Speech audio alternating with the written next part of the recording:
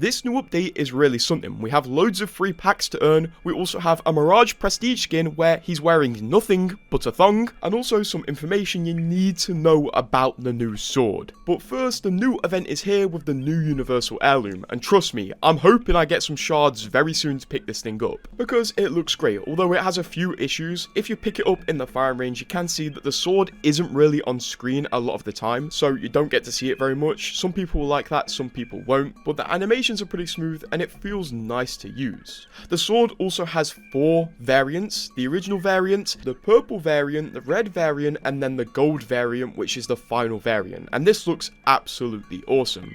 Now, I haven't bought the sword, but apparently you can switch the variants in game, which is a very cool feature, although I'm hoping I can pick this up with shards very soon. Although there are some opportunities where you can earn it for free. For example, if you go down into the reward store right now, there's 1 free pack available, and next week there will also be a free pack available. You can earn points to buy these packs by completing challenges, and weirdly enough, if you go to the Spark bonus meter, if you open 10 packs this update, you will get a free event pack, so you can get another opportunity to get the sword there. And if you did save the free packs you earned from the Creator Commissioner rewards, you will be able to get 1 free event pack pretty easily. So those who've already opened their 20 free packs and now can't get the Spark bonus, I feel you, bro. As always, this is a milestone event. The milestone rewards are some packs and then at the end some exotic shards. Nothing too notable, and we've pretty much seen everything within this. Although we did also get a new battle pass that we didn't get to see much of. This new battle pass has legend skins for Ballistic and Revenant. This is Ballistic skin, very clean and honestly not too bad. And of course, if you buy the higher tier of the battle pass, you will get this variant where his wrist gauntlets, head, and also jump pack are on fire. Honestly, fairly solid to anybody putting in the extra money for a premium battle pass. As well as this battle pass has a Kraber legendary skin, very similar to the R301 skin from the first battle pass, and then this Revenant legendary skin, which you may have seen. As well as this, Revenant did receive a premium variant for his battle pass skin where his head is on fire and also his gauntlets are on fire. And honestly, this is the best battle pass variant yet. Like, for some reason they always cook on Revenant skins, they have not missed yet. And then of course the final reward is a reactive alternator recolor where it's black and has purple effects. Honestly, very solid. I do like this recolor. Moving on to the sword though, which does have its own trios mode where you can fight with the sword. It's a solid piece of kit, although it functions completely different to how the Buster sword did, which surprised me a lot. I thought they were just going to copy and paste the Buster sword. With this new power sword, you need to have a lot of strategy, as all of the powerful attacks of the sword are locked behind a charge, and the only way to gain charge for the sword is manually charge it. You press a button, your character charges it, and while charging it you can't attack, and also you go very slow. So you need to not only preserve your powerful attacks because it depletes your energy meter that needs to be charged by taking yourself out of battle, but you also can't fully rely on the sword if the battle goes on for too long. The powerful attacks that deplete the charge on the sword are the long range attack where you ADS and then hit, which shoots a giant energy projectile which hits for 70 damage and also has explosive damage off to the sides, and this attack can only be used when the energy passes this notch on the energy bar, and if you deplete it lower than that, the attack simply won't work, so you need to press B and charge the sword again. And then also, if you pass the second notch on the energy meter, you'll be able to activate the sword's ultimate, which buffs everybody within its radius on your team and also debuffs enemies in your radius. The debuff slows you down and is just very annoying. It's like getting sear scans, so use this if you're getting rushed or something. Also, there is a glitch in the firing range right now where invisible players can debuff you.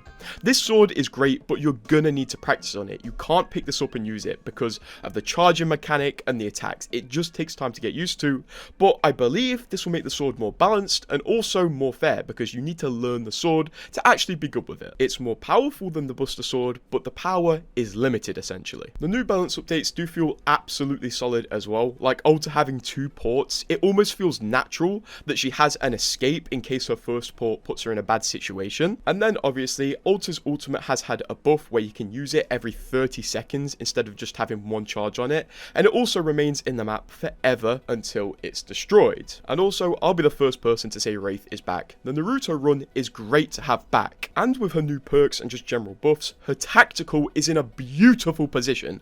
I mean, just look at this. It's genuinely mind-blowing how quick you can phase now, although I must say the hand animation when coming out of phase is still as slow as it always was, so do be aware you can't just come out of port in front of enemies and expect an equally fast animation. They will have like a solid second to shoot you before you can shoot back, so the tactical is now amazing to get away from enemies, and also you can pop out of your tactical at any time, so you can get the drop on enemies as well, or you'll finally be able to pop out of the tactical when coming to a door and close the door behind you, as if you're not aware, Wraith cannot interact with doors in her phase, and it's led to a lot of embarrassing deaths for many people. Equally, on Revenant, do not sleep on this guy. If you use his perk as well, his tactical charge is insanely fast. Like, I would have never thought Respawn would have made it this fast, but this feels fantastic, and I think Revenant is going to be my new main, just because of how crazy this is. Revenant's general buffs are going to be slept on because people don't really like playing him, but I'm going to say test him out, test his ultimate out, test his abilities out,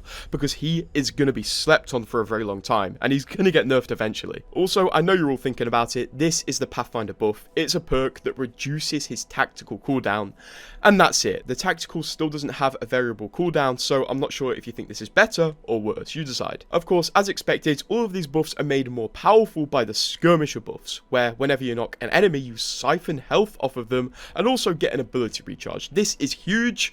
Just play some skirmishers, please, I beg you. Go be a Wraith main again, it's fun. Of course, because this is Apex, we also have a store refresh. You'll be able to buy all of the new event legend skins for direct Apex coins. You won't be able to do it with weapon skins though. We also have the return of the double take collection event, also the off-duty skins, and on top of that, the Genesis collection event from over 10 seasons ago now, which is quite insane.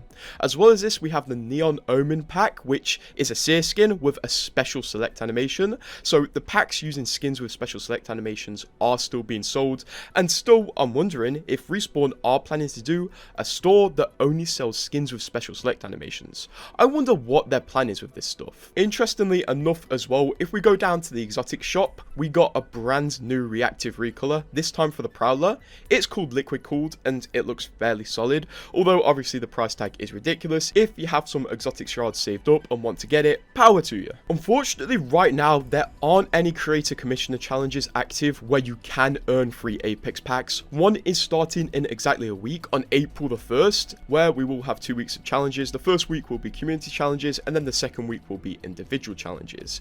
It seems the challenges may be based around April Fools, as on the same day the April Fools event is starting and going on for a week. This is going to be an LTM, you're not going to be forced to play the April Fool's mode, and it's not going to come with any cosmetics. It's simply going to be an LTM with loads of Mozambique variants, like Mozambiques that shoot Kraber shots, Mozambiques that shoot EPG shots, Mozambiques that shoot 1,000,000 bullets a second. It's quite a crazy mode, and it's going to be worth it, and it's nice that we have an event coming without a store attached to it, and in fact, free stuff attached to it. After the week period of April Fools is over, a new LTM will be replacing it, which is solos, and it's basically going to be a new version of solos where you can use respawn tokens from that previous LTM. So I'm pretty excited for the future of this season because honestly it's packed with content, and as much as I normally criticize the content to cosmetic ratio in this game, Respawn are definitely getting better.